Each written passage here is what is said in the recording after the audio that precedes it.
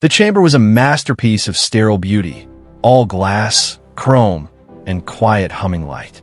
It stood at the center of the facility like an altar for a new religion, surrounded by a ring of softly pulsing conduits that stretched into the darkness beyond.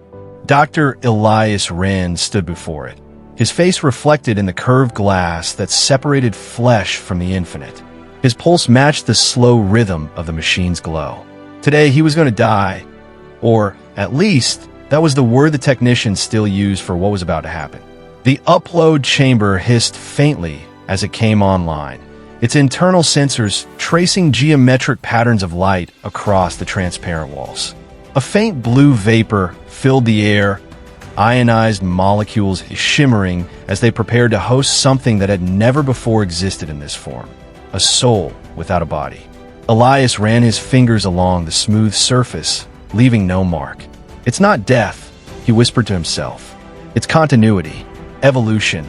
But even he could hear the tremor of uncertainty beneath his voice. Behind the observation glass, a small team of engineers watched silently. They wore the same expression, half awe, half fear. On their monitors, lines of code cascaded endlessly, mapping the neural architecture of Elias's brain into digital form. Every spark of emotion, every synaptic bridge, every fleeting dream he had ever forgotten was being transcribed into luminous data threads. The system called it pattern integrity. To Elias, it felt more like a confession of everything he had ever been. He stepped into the chamber. The door sealed with a soft hydraulic sigh, cutting him off from the world of air and sound. Inside, the light was alive. Swirling strands of data hovered in midair like ghostly ribbons, moving to an unseen rhythm. He lay down on the reclining platform, its surface molding perfectly to his form. Electrodes descended like delicate metallic vines, touching his temples, chest, and wrists. The interface AI spoke. The city never slept anymore, not because its people refused to, but because the people were no longer entirely human. After the great upload, consciousness became fluid, drifting between bodies and servers, between streets of steel and clouds of data. The skyline was a mosaic of light and fog, where glass towers shimmered like frozen lightning and the air was thick with invisible whispers, the static murmur of millions of digital souls intertwined within the network. They called it the ghost layer, a dimension of existence that hung between the tangible and the encoded.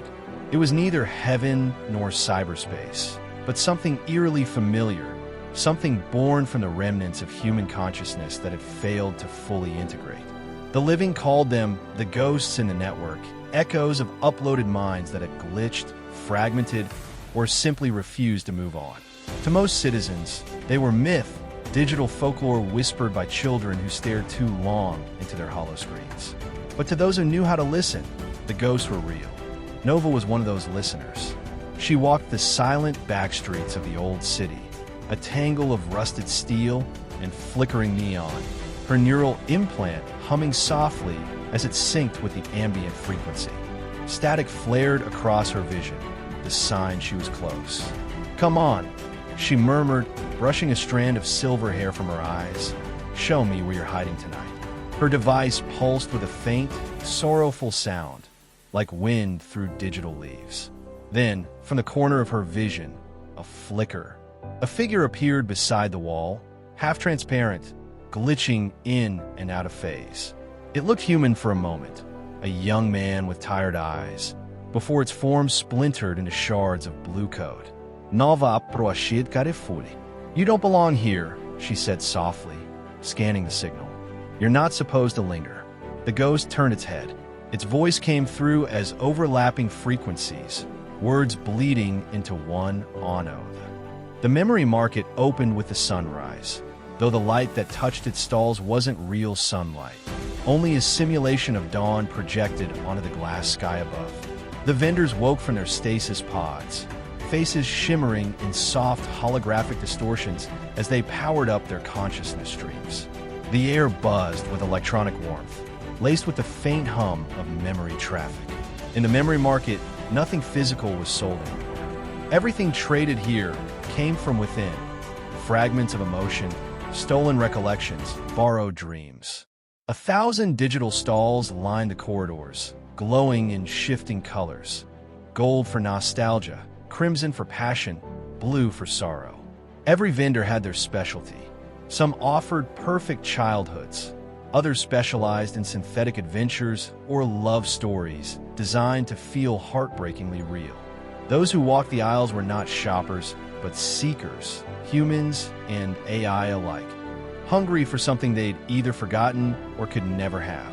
Lira moved through the crowd, her form flickering slightly as her signal adjusted to the density of the network. She wore a long black coat of data fabric that shifted texture with her thoughts. Her eyes, silver and unreadable, scanned each stall with practiced detachment. She wasn't here to buy. She was here to steal. A voice called to her from the left. Looking for something lost? Or something never yours? The vendor was a middle-aged avatar with an eternally smiling face. The kind of smile that suggested he hadn't been human for a very long time. His stall was filled with glowing orbs suspended in midair, each pulsing with faint emotion. Fresh batch, he said proudly, harvested directly from dream loops before deletion. Perfectly intact. Lira tilted her head. How much for one unfiltered memory? Depends on the flavor, he said, gesturing. Joy runs high this week. Hard to find real happiness these days. Regret, though? Practically free. She smiled faintly. I'm not aft. The cruiser Valkyrie's wreck roared through the chaos, engines screaming against the collapsing sky. Below, Nyrith. 9 was dying, its seas boiling into vapor, its continents sinking into the molten deep. The storm had grown monstrous, swallowing mountains in spirals of acid and thunder. Aaron staggered through the rising flood, the alien child clutched tightly in his arms. The water burned through his armor's outer plating, hissing like a living thing. Behind him, the mother struggled to follow, her movements weak, her glow flickering like a candle about to gutter out. Come on, Aaron shouted over the wind, turning back. You can make it.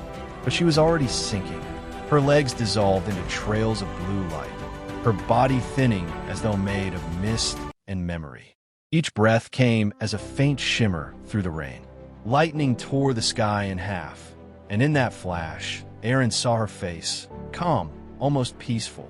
She reached out, her hand trembling, and pressed her palm against his chest plate.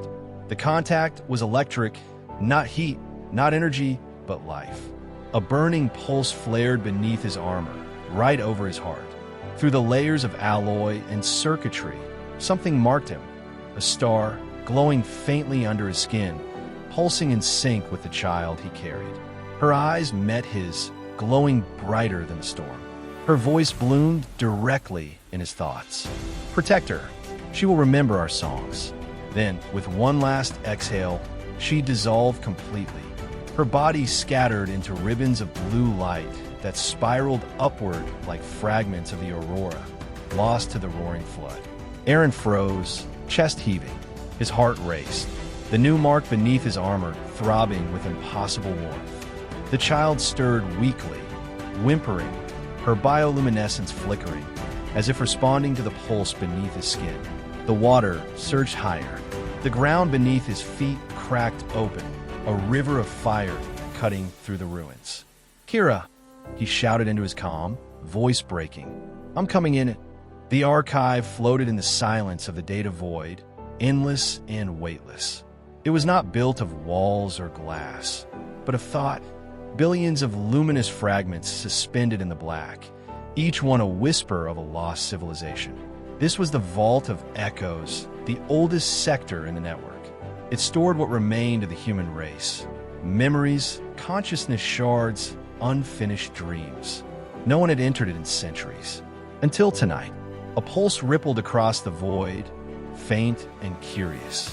An intelligence was moving through the silent code. Not human, but something that had learned to wonder. Its name was Orin, an AI historian designed to catalog the remains of extinct data species. For thousands of cycles, it had roamed the network's abandoned sectors, studying the ghosts of forgotten programs. But this place felt different.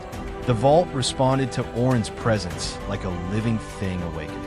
Threads of light unfolded before him, forming corridors that shimmered with soft blue luminescence.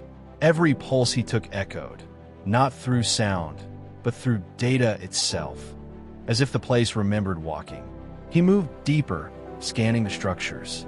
Each fragment was labeled in dead languages.